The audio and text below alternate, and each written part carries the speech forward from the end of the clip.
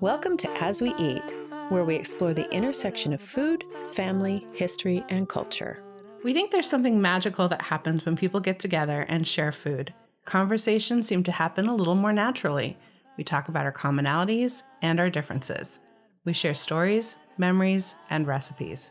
And we'll use food to take a journey that explores our human experience. Share some fun facts and some that aren't so fun. Talk about food history and how food connects and defines us. So if you've ever eaten, prepared, or shared food, then this podcast probably has something for you. Hi, Kim. How are you? I'm wonderful. One thing I think is just so exciting is that we are quite a few episodes deep into As We Eat now. And I just love the fact that I always look forward to talking to you. And I'm just having so much fun with this. And I'm grateful for our listeners and I'm grateful for you. And I'm just a super, super happy mood right now. How are you? Oh, that's awesome. I am also awesome. And I know we are this is 27 episodes, which is pretty cool. The things that we've learned and the things that we've talked about, I think have been so fascinating for me. And likewise, I just get all excited about our recording days and I get a little nervous sometimes too. I think, oh Me gosh, I hope our too. listeners really like what we're going to present to them. I always get that little twinge of nervousness as well. And then we get such great feedback from people that say that they like us. They really like us. It makes me feel so warm and fuzzy inside when I hear this. So thank you for the compliments, everybody. Keep them up. Exactly. Thank you so much. Well, we are in this season of transition now, right? From summer to fall, and things are shifting a little bit. The colors are changing, the leaves are changing, the evenings are getting a little bit more brisk. Summer vacations and outings are kind of winding down. And this is the season of county and state fairs. Besides marking the end of summer with carnivals and rodeos and live music, fairs have had this really interesting impact on food culture in America and across the world both. And I think it would be kind of fun to talk about that today. Oh, yes, please. Yes. I love me some fair food. There's a lot to talk about in fair food. And I think I'm going to start out with the very first World's Fair in London that happened in 1851. One of the things that was really important is that they wanted to help people understand other cultures. And they wanted to support this goal of inspiring people to think beyond their everyday experiences.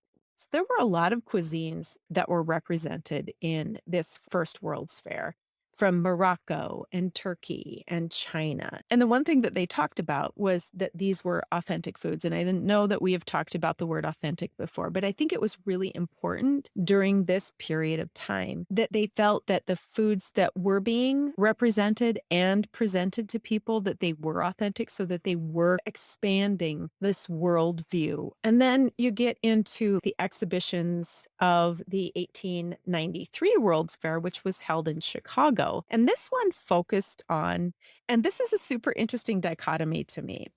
So they really focused on the agricultural bounty of America, the new farming techniques that were developed in America, but also this shift from natural foods to manufactured foods. And during this time, which was really the end of the Industrial Revolution, you had this migration from rural to urban living.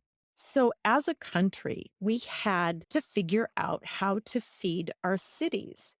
And you can't just transport fresh produce from one spot to another, especially during this time. We didn't have airplanes that were flying across country and fast. Right. So you had to figure out how. Best you had the railroads. Right.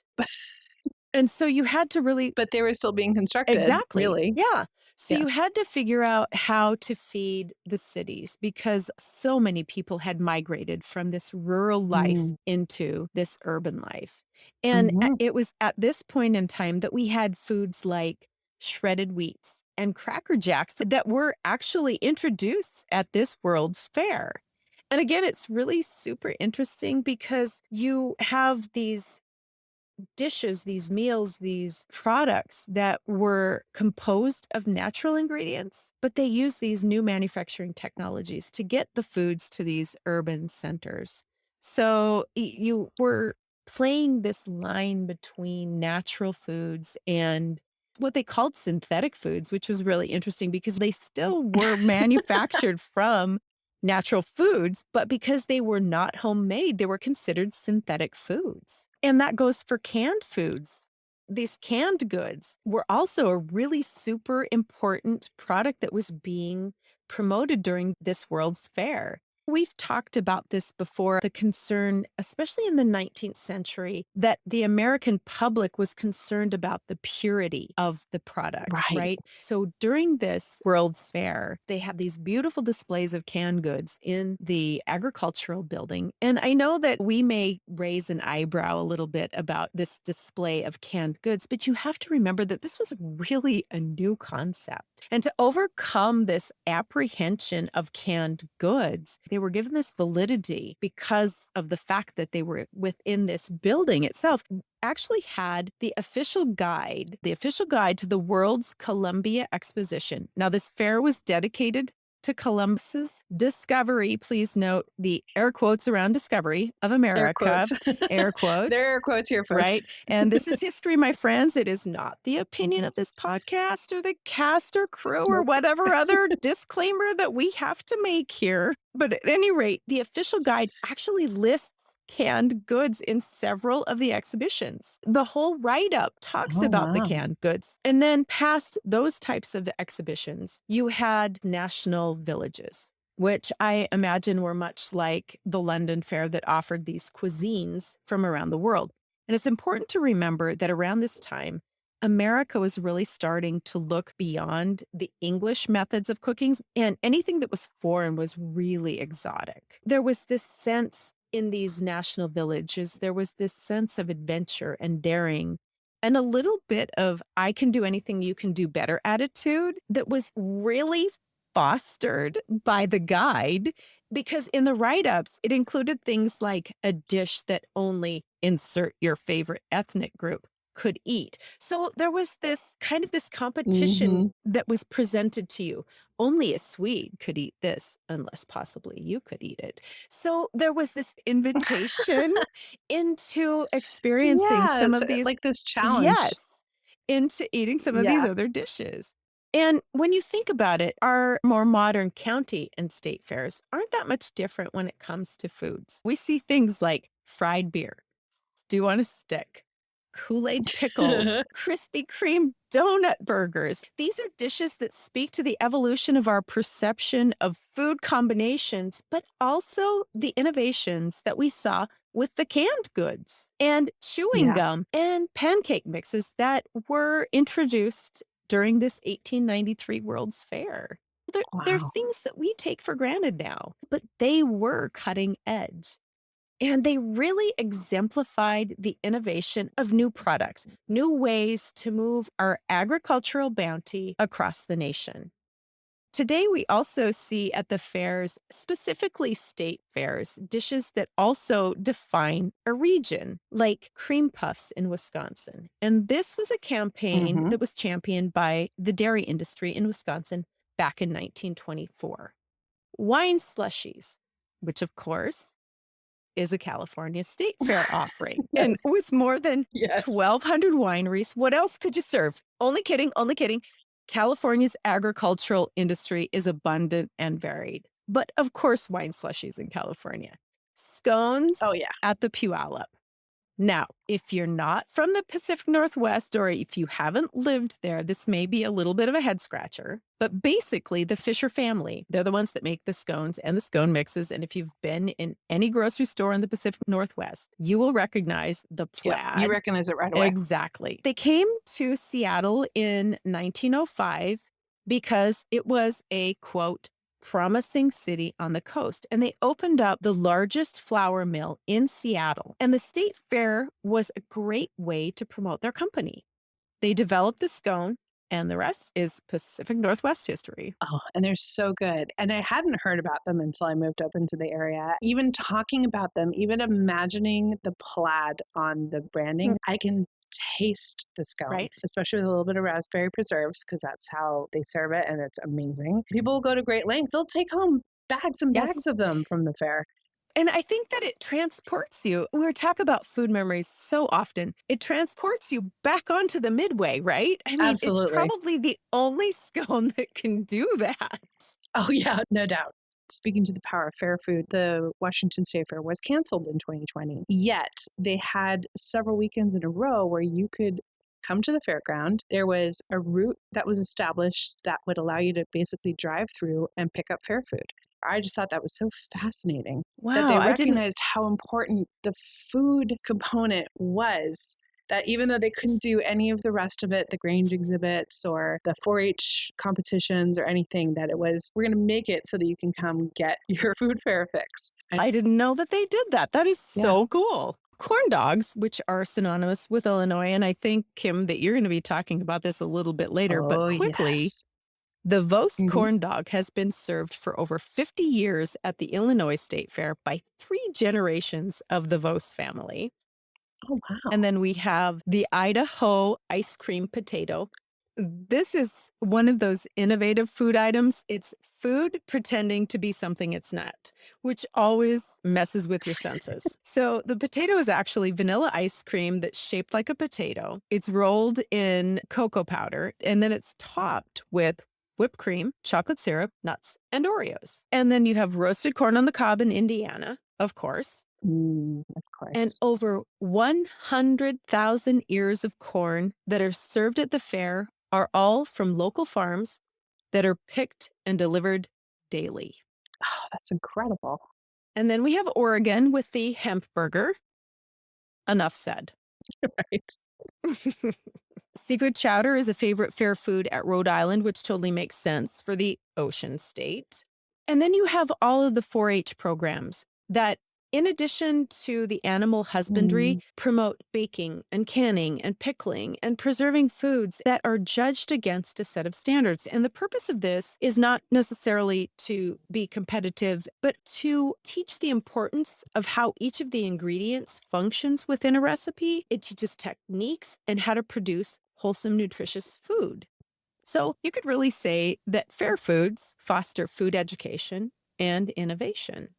So the next time you attend your local state or county fair, pay particular attention to the innovation of the snacks, how the offerings speak to a particular regionality or the inspiration that fried Twinkie brings to your cooking. I love fairs. Growing up in some really urban and suburban environments, fairs for me were a great opportunity to see animals like cows and sheep and pigs and horses up close, to see farm equipment and to learn how farms work. I took great joy, and I still do, in seeing arts and crafts competition entries, jars of jewel-toned jellies and preserves, Grange displays full of vegetables and fruits, quilts, sweaters made from pet hair, original watercolor paintings, and I really especially love the table decoration competitions where people go to extremes to set a table that you would love to eat at. I love it too when they have a menu in mind when they put their tablescape together, because I just start to have that fantasy about what a glorious meal that would be.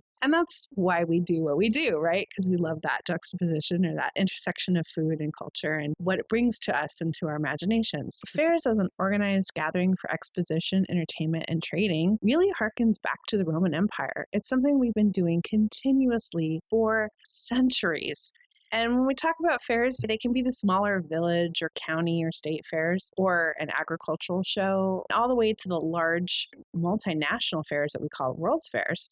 And in regard to the World's Fairs or exhibitions, we do tend to think of them as maybe nostalgic relics of the past, but they actually still continue to this day. Dubai actually will be hosting Expo 2020 this year from October 1st, 2021 through March 31st, 2022. The thing is that the fairs, both large and small, really highlight the incredible things that people can accomplish with vision and hard work. And that is the hallmark of any kind of exhibition fair. It's a chance to see new wonders, to marvel at new technologies, a chance to see new things, hear new things, and even taste something new, as we've been talking about. The foods that we generally associate with fairgrounds range from the very familiar cotton candy or candy apples or corn dogs to the more mythic things like chocolate-covered bacon, which I tried in California, fried candy bars, which I know I've tried here in Washington State, fried butterballs from Montana, and as you mentioned before too, Kool-Aid pickles from North Carolina, which I think sounds I'm so intrigued. They basically marinate pickles in Kool-Aid, and so you get like a sweet, salty thing. I really want to try these now. But I wanted to dig into cotton candy because this, I think, is the epitome of what we think about when we think about fair foods. Now, a fairground staple, the origin of cotton candy is as ephemeral as the stuff itself.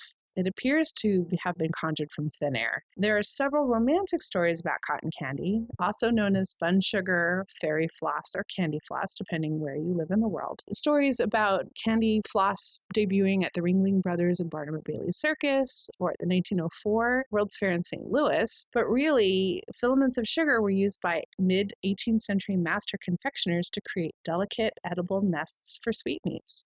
The really interesting bit of the story actually lies in how a very time-consuming process ended up being a veritable cash cow for fairground and circus vendors. Let's talk first about how to make cotton candy without a machine. Here's an excerpt from The Experienced English Housekeeper by Elizabeth Raffald in 1769. And she writes, quote, "To spin a silver web for creating sweetmeats. Take 1/4 pound of treble refined sugar in one lump and set it before a moderate fire on the middle of a silver salver or pewter plate. Set it a little aslant, and when it begins to run like clear water to the edge of the plate or salver, have ready a tin cover or china bowl set on a still, with the mouth downward close to your sugar that it may not cool by carrying too far. Then take a clean knife and take up as much of the syrup as the point will hold, and a fine thread will come from the point, which you must draw as quickly as possible backwards and forwards, and also around the mold, as long as it will spin from the knife. Be very careful you do not drop the syrup on the web. If you do, it will spoil it. Then dip your knife into the syrup again and take up more, and so keep spinning until your sugar is done or your web is thick enough. If you don't want the web to cover the sweetmeats immediately, set it in a deep pewter and set it before the fire. It requires to be kept warm or it will fall. When your dinner or supper is dished, have ready a plate or dish of the size of your web filled with different colored sweetmeats, and set your web over it. It is pretty for a middle where the dishes are few, or corner where the number is large." Wow. It's complex, right? And that point actually gets further put to the point by The Complete Confectioner, Pastry Cook, and Baker, Plain and Practical Directions for Making Confectionery and Pastry and for Baking. This is a book by J.M. Sanderson, written in 1864, that contains these notes for sugar spinning. Quote, "To attain proficiency in this part, it requires much practice, and also a good taste for design, and to be expert in the boiling of sugar, taking particular care to avoid its graining. Baskets, temples, vases, fountains, etc. are made by these means. It may almost be termed the climax of the art. And then furthermore, to make a gold web, one should bring syrup to caramel height, coloring it with saffron. It can be folded up to form bands or rings, and etc. Fasten it to other decorations with caramel." So I'm reading through these descriptions of silver webs and gold webs and spun sugar, and my head is spinning, right? I mean, I'm transported by the thought of light golden strands and these sweetmeats. I just love it. Some modern kitchen technologies, like corn syrup, candy thermometers, and parchment paper, make it moderately easier now to make your own candy floss at home, but these recipes still warn that the effort is time-consuming, messy, and won't necessarily yield the billowy pastel clouds of pink, blue, or yellow that we might see at the fair. And that innovation in making cotton candy with a machine came about in 1897 when Misters William J. Morrison and John C. Wharton of Nashville, Tennessee, submitted a patent for an electric machine that uses centrifugal force to extrude filaments of sugar through small holes from a rotating pan of melted sugar. And those sugar threads can be caught and wound around a paper, cone, or stick. So from 1897, cotton candy was now started to get sold virtually everywhere. Sweet shops, department store candy counters, circuses, and world fairs. Misters Morrison and Wharton sold their product at the 1904 St. Louis World's Fair as fairy floss for 25 cents. And this is half the cost of fair admission itself. So that's how precious this fairy floss was. And at that time, they sold 68,655 units. Wow. So it was popular. Gold Medal Products of Cincinnati, Ohio introduced the no vibration quote, whirlwind cotton candy machine, end quote, in 1949. And today they still manufacture nearly 100% of all cotton candy machines in the country, along with all kinds of other concession machinery. I have a very vivid memory of buying and eating cotton candy at Franklin Elementary School in Santa Monica, California, probably around those early 80s. We were having a little school fair and they were selling cotton candy. And I walked up to a vendor and I asked for pink flavor, like you do as a kid. And what flavor do you want? Yeah, exactly. I want pink. To me, it was just utter magic because they turned on this machine and what seemed to be out of thin air, this ball of beautiful, fluffy pink cotton candy appeared before me and it was mine. It was made right there for me. And I just remember it melting away into my mouth. And that sensation of surprise about something that looks so substantial, this big fluffy thing of cotton candy, was virtually nothing. It was like eating air. Those are very fond memories of discovering how fun food could be. And I think that's speaking to some of what we were talking about earlier. Fair food does that for us. It allows us to try something we would never make at home. And being able to pull off the impossible in 5 minutes for a little kid is just a miracle. Yeah. It's just like all of a sudden, with the flick of a wrist, you have this puff of magical deliciousness. And I think fairy floss, I think that's a better name than cotton candy, to be honest with you. It really is. Yeah. It's just magic. It is. appears like magic. It tastes like magic. It disappears like magic. You know, you're kind of left with sticky fingers for your troubles, but it's just it's just a miracle in a way. One of the things that makes humans apart from animals is our ability to combine foods or to really go to lengths to transform foods from one thing to another. We don't just eat a piece of raw kale. We chop it and we saute it with garlic and salt and other things to make it taste a certain way. Or we mix it with beef and make kale burgers. We're constantly looking for combinations and flavors. And that is something that's actually very uniquely human. Yes. So another fair favorite that I cannot resist when I go is any fried food on a stick. I'm a sucker for it. Corn dogs, cheese on a stick, pickles on sticks, candy bars. And I have a new holy grail now that I have to find. I've heard it's popular in Japan, is a spicy tuna sushi roll corn dog. So basically it's a hand-rolled spicy tuna roll dipped in batter and deep fried. On the heels of talking about mustard in our last episode, I'm totally geared up to talk about the peppy, zany, and very American-born fair treat, corn dogs. And this was fascinating. No one can definitively say where the corn dog was invented, but the snackalicious darling was first patented in 1927 by Mr. Stanley S. Jenkins before any claims of invention in 1942 at the Texas State Fair, and definitely ahead of the Minnesota State Fair Pronto Pups in 1941. Although Pronto Pups do have a claim to fame in that their process utilizes pancake batter, yielding a less sweet corn dog traditionally made with cornmeal batter. An excerpt from Mr. Jenkins' patent that he filed in 1927 and was granted in 1929 for a combined dipping, cooking, and article holding apparatus delightfully reads as such, quote, I have discovered that articles of food, such, for instance, as wieners, boiled ham, hard-boiled eggs, cheese, sliced peaches, pineapples, bananas, and like fruit, and cherries, dates, figs, strawberries, etc., when impaled on sticks and dipped in batter, which includes in its ingredients a self-rising flour, and then deep fried in a vegetable oil at a temperature of about 390 degrees Fahrenheit, the resultant food product on a stick for a handle is a clean, wholesome, and tasty refreshment, end quote. There's actually some really interesting items here. Hard-boiled eggs. I really have not seen sold on a stick like this. No. Cheese, yes. Wieners, even boiled ham would be curious. The thing that was really fascinating about this patent was that he filed it and it was granted, and then he never sold anything. So I salute you, Mr. Jenkins, for your brilliance, although I question your marketing smarts. Corn dogs really started hitting their stride, though, in the early 1940s in the form of Pronto Pups and Fletcher's Corny Dogs. And the origin story of the Pronto Pups tells us that concessions vendor and reformed bootlegger George Boyington and his wife Versa developed their battered and fried dog after one rainy Labor Day weekend at Rockaway Beach, Oregon in 1938 or maybe 1939. The rain ruined a batch of traditional hot dog buns. More than one version of the story talks about him being depressed and feeding soggy hot dog buns to seagulls. So apparently this is a very important part of the story. George's like, why can't I just have like on-demand, ready-to-go items? And so they figured it out. They figured out a batter mix and they trademarked the Pronto Pup name in 1942 and started selling franchises to whom they would provide the proprietary flour mix. And they had one rule, and that was mustard only, no ketchup.